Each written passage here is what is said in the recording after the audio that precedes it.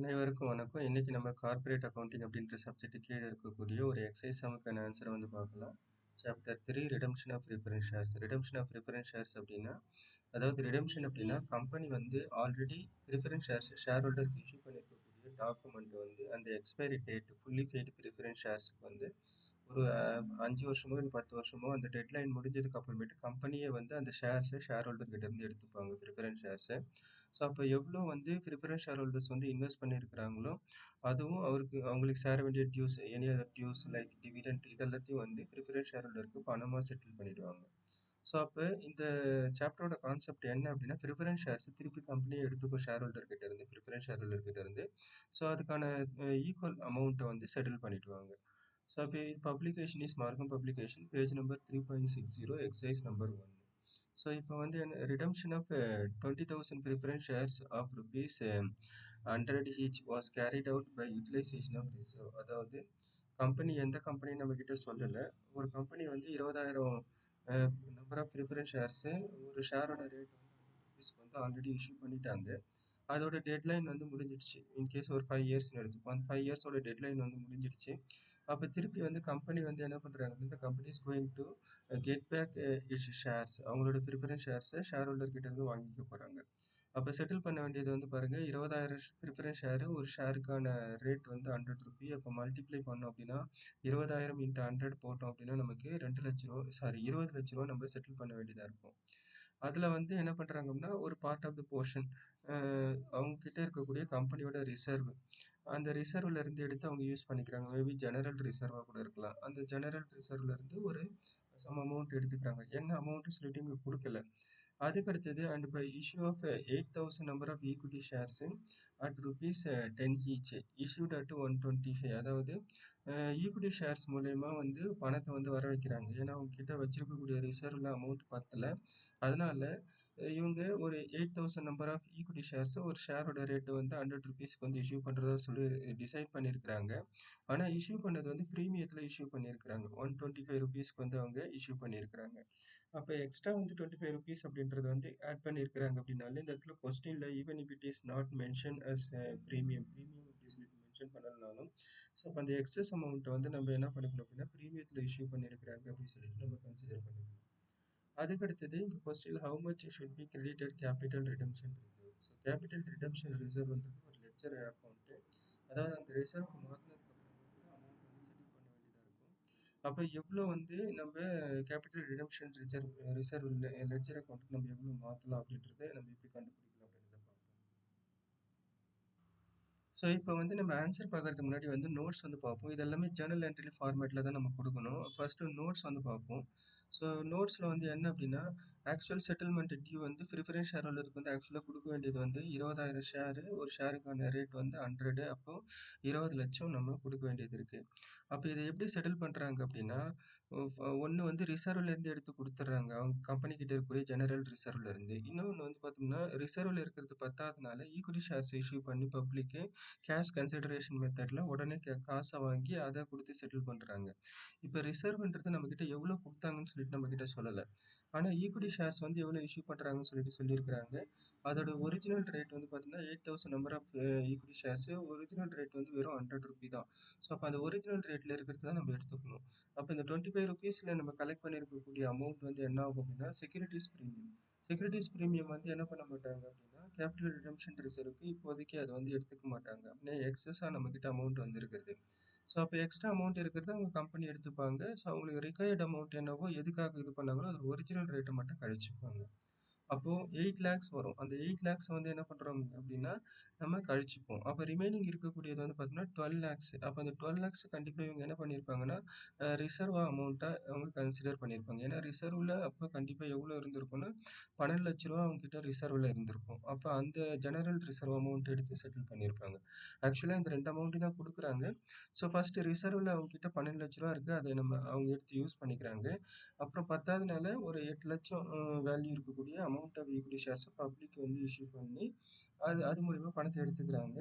Next issue பண்ணும்போது ப்ரீமியத்தில் issue பண்ணுறாங்க. அந்த 25 ருபீஸ் ஒரு ஷேருக்கான ப்ரீமியம் ஆல்மோஸ்ட் வந்து ஒரு 8,000 ஷேருக்கு வந்து ஒரு 2 லட்ச ரூபா கிட்ட வரும். அதை வந்து என்ன பண்ணுவாங்க அப்படின்னா தனியாக எடுத்து செக்யூரிட்டிஸ் ப்ரீமியத்தை வச்சுப்பாங்க.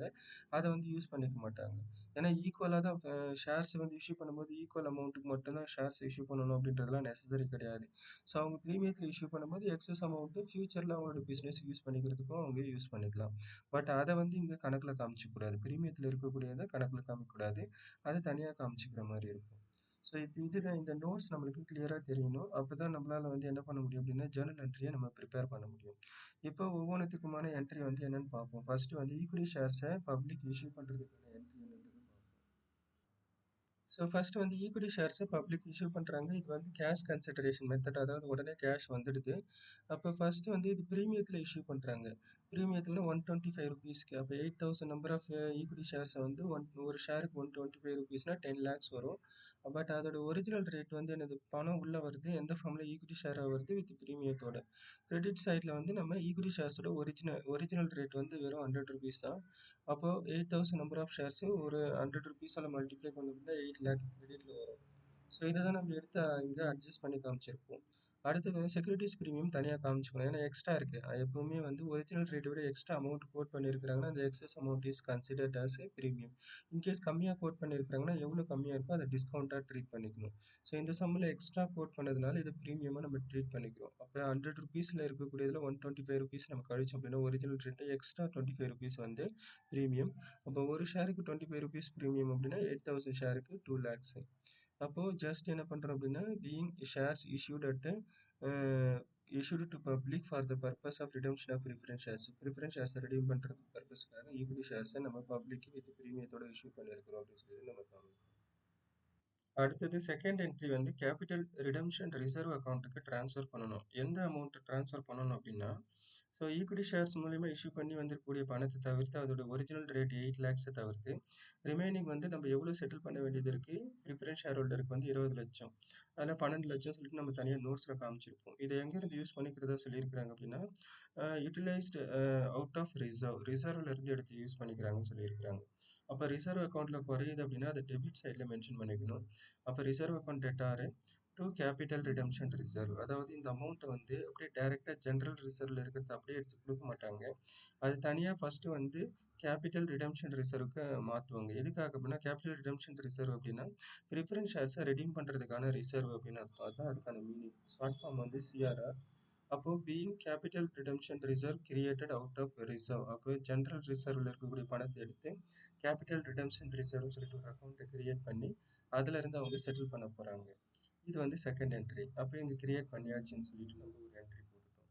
அதுக்கு அடுத்தது வந்து ரெடிமேபிள் ப்ரிஃபரன்ஸ் ஷேர் கேபிட்டலை நம்ம என்ன பண்றோம் அப்படின்னா அந்த ஷேர்ஸ் டாக்குமெண்ட்டை ப்ரிஃபரன்ஸ் ஷேர் ஹோல்டர் கிட்ட இருந்து நம்ம வாங்கிக்கிறோம். அப்போ வாங்கிட்டு அவங்களுக்கு கொடுக்க போறோம். அப்போ கொடுக்க போறதுக்கே ஒரு entry amount payable to redeemable preference share holders. So preference share ஹோல்டருக்கு செட்டில் பண்ண போறோம் அப்படின்றதுக்கே ஒரு என்ட்ரி நம்ம ப்ரிப்பேர் பண்ண வேண்டும். எப்படி வந்து ஈக்விட்டி ஷேர்ஸ் எல்லாம் நம்ம இஷ்யூ பண்ணும்போது application money received, allotment money receivable, call money ரிசீவபிளுக்கே ஒரு என்ட்ரின்ற மாதிரி இங்கே ஆப்போசிட்ல பேயபிள் நம்ம கொடுக்க போகிறதுக்கு we are going to pay. அப்போ அதுக்கே ஒரு என்ட்ரி நம்ம மென்ஷன் பண்ணிக்கணும். அப்போ டாக்குமெண்ட்டை நம்ம வாங்கிடுறோம் ரெடிமேபிள் ப்ரிஃபரன்ஸ் ஷேர் கேபிட்டல், ஏன்னா இது வந்து டாக்குமெண்ட் அவங்க கிட்ட ஃபர்ஸ்ட் வாங்கிடுறாங்க. அப்போ ரெடிமேபிள் ப்ரிஃபரன்ஸ் ஷேர்ஸ் டாக்குமெண்ட் கம்பெனிக்கே உள்ளே வந்துடுது. யார்கிட்ட இருந்து வருது அப்படின்னா ஃப்ரம் ஹூம் அப்படிங்கும்போது ரெடிமேபிள் ப்ரிஃபரன்ஸ் ஷேர் ஹோல்டர் கிட்ட இருந்து வந்துட்டு. ஸோ அதோட ஒரிஜினல் செட்டில்மெண்ட் 20,000 ப்ரிஃபரன்ஸ் ஷேர், ஒரு ஷேருக்கான ரேட் வந்து ₹100. அப்போ அந்த 20 லட்சத்தையும் நம்ம செட்டில் பண்ண போகிறோம். அப்போ டெபிட் அண்ட் கிரெடிட்ல அதையே மென்ஷன் பண்ணிப்போம். ப்ராக்கெட்ல amount payable to redeemable preference share holders. அப்போ டாக்குமெண்ட்டை வாங்கிட்ட இந்த என்ட்ரி வந்து இப்போ இதுக்கப்புறமேட்டு நம்ம ப்ரிஃபரன்ஸ் ஷேர் ஹோல்டருக்கு அமௌண்ட்டை கொடுக்க போகிறோம். அடுத்தது வந்து ப்ரிஃபரன்ஸ் ஷேர் ஹோல்டருக்கு அமௌண்ட் செட்டில்மெண்ட் மேட் ஆனது, amount paid to redeemable preference share holders. அடுத்தது அமௌண்ட் செட்டில்மெண்ட் பண்ணதுக்கான என்ட்ரி அமௌண்ட் பெய்டு. அப்போ இப்போ வந்து அக்கௌண்ட்ல இருந்து போகுது, நம்மளோட அக்கௌண்ட்ல இருந்து பணம் போகுது அப்படிங்கும்போது டு பேங்க் அக்கௌண்ட் கிரெடிட் சைடில் மென்ஷன் பண்ணணும். யாருக்கு? ரெடிமேபிள் ப்ரிஃபரன்ஸ் ஷேர் ஹோல்டருக்கு போக போகுது. அப்போ ப்ரிஃபரன்ஸ் ஷேர் ஹோல்டர் வந்து ரிசீவர், அப்போ டெபிட் த ரிசீவர் 20,000 மென்ஷன் பண்ணிக்கிறோம். கிரெடிட் சைடில் 20 lakhs டெபிட் அண்ட் கிரெடிட்ல மென்ஷன் பண்ணிக்கிறோம். அப்போ இந்த இடத்துல பிராக்கெட் மென்ஷன் பண்ணிக்கலாம் being amount paid to redeemable preference share holder. இது வந்து டாக்குமெண்ட் வாங்கிட்டதுக்கான என்ட்ரி தேர்ட். ஃபோர்த் வந்து அமௌண்ட் செட்டில்மெண்ட் பண்ணதுக்கான என்ட்ரி. தட்ஸ் ஆல், அவ்வளவுதான்.